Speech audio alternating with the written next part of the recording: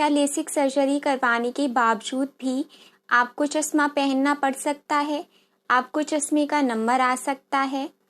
इस क्वेश्चन का answer and आपने देखा होगा कि अगर आपने आई चेकअप करवाया है तो आई चेकअप से पहले आपकी आइज़ को डायलेट किया जाता है। तो हमारी आइज़ को डायलेट क्यों किया जाता है आई चेकअप से पहले? इस क्वेश्चन का आंसर, साथ ही आई टेस्टिंग से रिलेटेड कुछ क्वेश्चंस का आंसर मैं इस वीडियो में देने वाली हूँ। तो उसके लिए आप वीडियो एंड तक देखें जिससे आपको सारे क्वेश्चंस का आंसर मिल सके। अगर अभी तक आपने हमारा यूट्यूब चैनल सब्सक्राइब नहीं किया हो तो जल्दी से कर लीजिए, जिससे कि आपको नेक्स्ट वीडियो का अपडेट मिल सके। कमेंट करके बताइए आपको वीडियोस कैसी लगती हैं।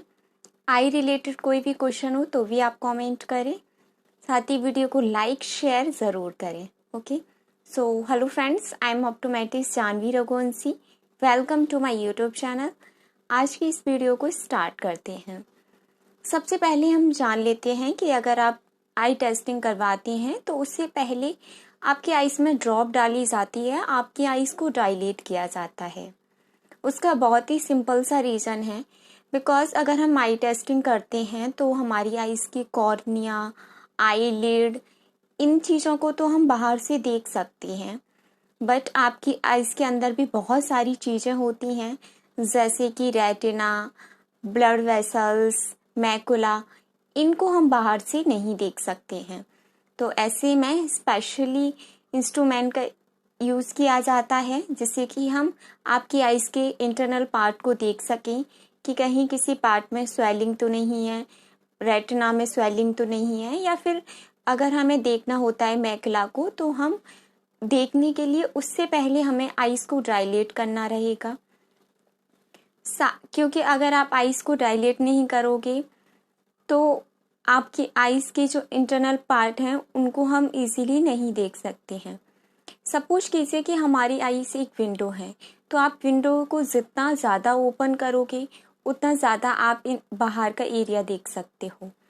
ऐसे हमारी आइज़ हैं, आप अगर हम डायलेट करके हम अपनी आइज़ को बिग करते हैं, पीपल को डायलेट करते हैं, जिससे पीपल का साइज़ बिग हो जाता है, जिससे कि हमें आइज़ के जो इंटरनल ऑर्गन हैं वो इजीली दिख जाते हैं और हम उन्हें इजीली डायग्नोस कर सकते हैं। साथ ही आई में जो भी हमारी आइज़ में ड्रग्स डाली जाती हैं वो कौन सी डाली जाती हैं? तो हमारी आइज़ में डायलेट करने से पहले जो ड्रॉप डाली जाती हैं वो कोई फिक्स नहीं है, मींस पर्टिकुलर एक ड्रॉप नहीं है, वो वेरी कर सकती है आपकी आई हेल्थ के अकॉर्डिंग, आपकी एज के अकॉर्डिंग। उसी के अकॉर्डिंग आपके जो आई स्पेशलिस्ट हैं वो ड्रॉप डालते हैं और आपकी आइज़ को डायलेट करते हैं, और उसके बाद में आपका प्रॉपर आई एग्जामिनेशन किया जाता है। सेकंड क्वेश्चन, आपने कई बार देखा है कि आपके कॉन्टैक्ट लेंस पहन रहे हो, स्पेक्स पहन रहे हो, तो आपका प्रिस्क्रिप्शन या तो अलग होता है या उसमें कुछ पॉइंट वेरी होते हैं जो आपने शायद नोटिस भी नहीं किया हो। समटाइम्स ये भी होता है कि अगर आप कहीं से आई चेकअप करवा के आए हो और आपने दूसरी जगह से आकर आपने, या फिर कुछ टाइम बाद आपको कॉन्टैक्ट लेंस परचेज करने हैं, तो आप वही पावर देते हैं कॉन्टैक्ट लेंस के लिए कि ये हमारी पावर है, हमें कॉन्टैक्ट लेंस परचेज करनी है।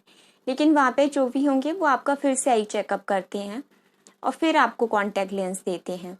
उसका रीज़न ये है कि जो आई टेस्ट होती है, स्पेक्टिकल्स का जो पावर होता है एंड कॉन्टैक्ट लेंस का जो पावर होता है वो दोनों डिफरेंट होते हैं, दोनों एक नहीं होते हैं।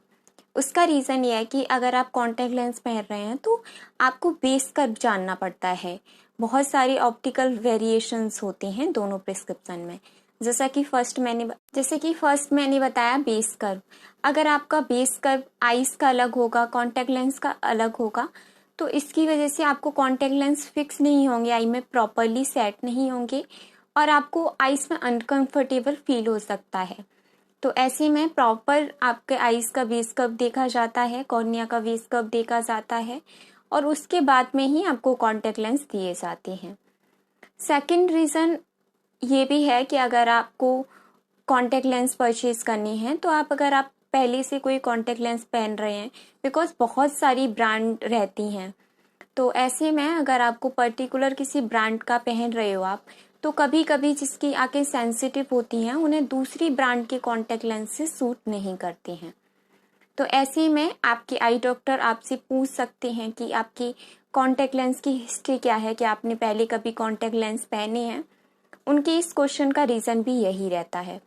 अगर आप फर्स्ट टाइम यूज़ करते हैं तो आपने बहुत जगह देखा भी होगा कि आपको वीकली ट्रायल के लिए दिए जाते हैं। अगर वो पर्टिकुलर ब्रांड के आपको कंफर्टेबल होते हैं फिर उसी ब्रांड के कॉन्टैक्ट लेंस आपको दिए जाते हैं। अगर वो ब्रांड सूट नहीं होती है तो फिर दूसरे आपको दिए जाते हैं। तो ऐसे में थर्ड क्वेश्चन ये भी हो सकता है आपके डॉक्टर का कि क्या आप पहले से कोई कॉन्टैक्ट लेंस पहन रहे हैं, पर्टिकुलर किसी ब्रांड के पहन रहे हैं। तो ये सारे क्वेश्चंस का आंसर ये है। नेक्स्ट हम जान लेते हैं कि हिस्ट्री जानते हैं, आई हिस्ट्री। बहुत सारे अगर आपने देखा होगा आई स्पेशलिस्ट को तो वो आपसे जनरल क्वेश्चन पूछेंगे कि आपकी आईज की हिस्ट्री क्या है, आपको कोई डिजीज तो नहीं है, बॉडी में कोई डिजीज तो नहीं है। उनके इस क्वेश्चन का आंसर क्या होता है, वो क्यों उनको हमारी पर्टिकुलर आईज की या फिर हमारी बॉडी की हिस्ट्री जाननी होती है। उसका रीज़न ये है कि बहुत सारी मेडिकेशंस ऐसी होती हैं जो हमारी आईज में स्वेलिंग भी कर सकती हैं। तो ऐसे में अगर वो आपकी आईज का एग्जामिनेशन करने वाले हैं तो उनको पता होना चाहिए कि आपकी पर्टिकुलर मेडिसिन चल रही हैं जिनकी वजह से आपकी आई में स्वेलिंग है या अदर कोई प्रॉब्लम है, राइट। तो ऐसे में अगर आपके डॉक्टर आपसे आई हिस्ट्री पूछते हैं तो आपको प्रॉपर हिस्ट्री बतानी है। जो भी आप मेडिकेशंस ले रहे हैं, चाहे वो डायबिटीज़ की ले रहे हो या फिर बीपी की ले रहे हो, आपको उनको ज़रूर इन्फॉर्मेशन देनी चाहिए। नेक्स्ट हम जान लेते हैं, नेक्स्ट, क्या आपको लेसिक सर्जरी के बाद में भी स्पेक्स पहनने की रिक्वायरमेंट रहेगी? तो जी हाँ, हालांकि जब भी आपने सर्जरी करवाई है उस टाइम तक आपको स्पेक्स की रिक्वायरमेंट नहीं रहेगी। अगर आपकी बहुत ज़्यादा पावर नहीं है और सर्जरी के थ्रू आपकी सारी पावर कंप्लीटली हटाई जा सकती है, देन आपको स्पेक्स की रिक्वायर्ड सर्जरी के कुछ टाइम तक नहीं रहेगी। बट जैसे ही आपकी एज ग्रोइंग होगी, आपकी आईज में चेंजेस आएंगे, आपको पावर आ सकती है। स्पेशली 40 इयर्स के बाद में नियर का नंबर मोस्टली सबको आता है, तो नियर का नंबर भी आपको आ सकता है। ऐसे में लेसिक के बाद में भी आपको स्पेक्स की रिक्वायरमेंट पड़ेगी, बट एक पर्टिकुलर टाइम पीरियड तक नहीं पड़ेगी।